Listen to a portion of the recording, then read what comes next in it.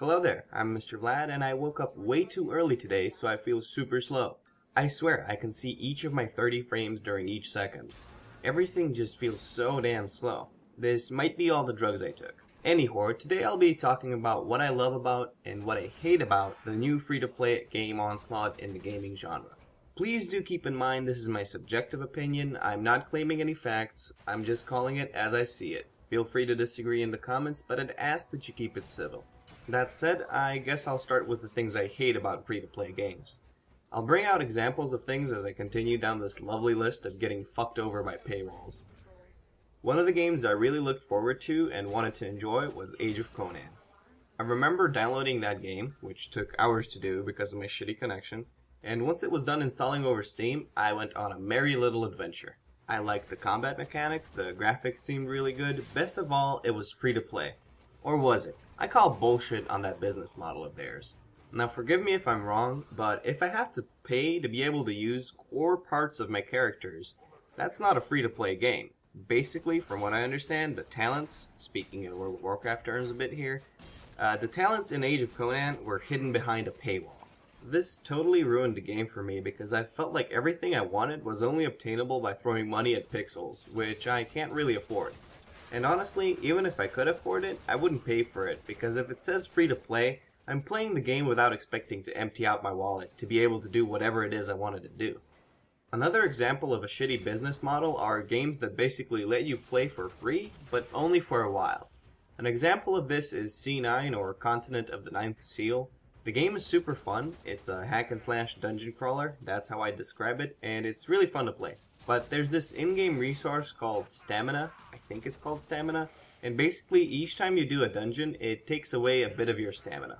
So you'll play it until you run out of it, and then you're sort of fucked. How to get more stamina? You guessed it, buy it from our in-game store for real cash. That sort of pissed me off, but I love the game enough to keep playing even after I figured that out.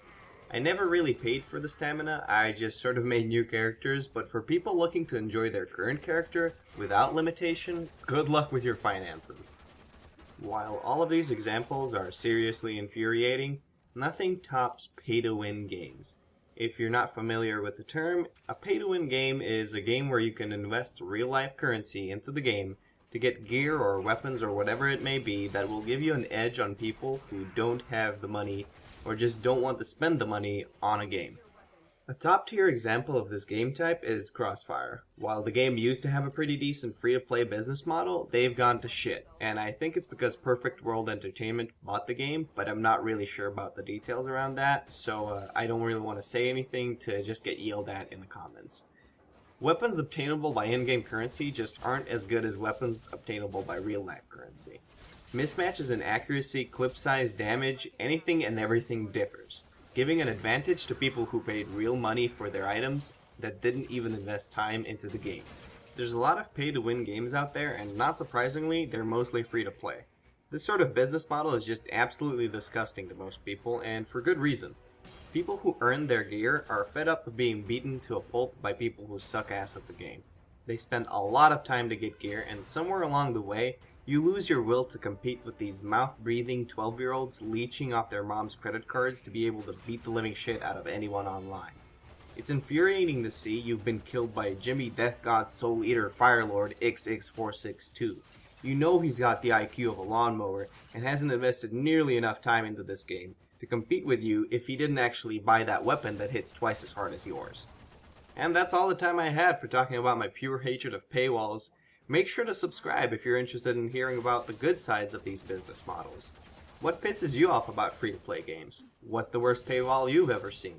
Let me know in a comment, and while you're at it, you can drop a topic there too that you'd like me to talk about. Type that shit out and maybe I cover it in a future commentary. That's all you're getting out of me for today. Mr. Vlad is taking a hike.